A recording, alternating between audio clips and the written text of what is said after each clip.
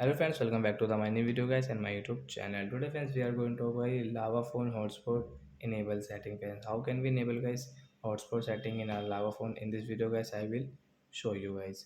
So before starting video friends, first of all go and subscribe the channel, click the bell icon and like my video guys.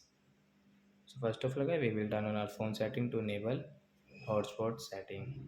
Then guys click on your network and internet setting. As you can see your easily your hotspot setting can tap here. As you can see your hotspot notification. Friends, you can see this Wi-Fi hotspot setting guys. Tap here. Friends, you can see your password. If you want to check your password, you can check from here. You want to change, you can change. Friends, you want to enable your hotspot. So friends, you can see this icon right side. Tap here to enable. Then guys, you can see your QR code options. You can tap here. Friends, you want to share your hotspot with anyone, any person, so you can share from here guys. Scan this QR code to connect to mobile lava phone and share the password. So I hope friends you've understood how to enable hotspot in our lava phone. And guys, you can see this advanced setting as turn off hotspot automatically guys. You can on and off from here guys.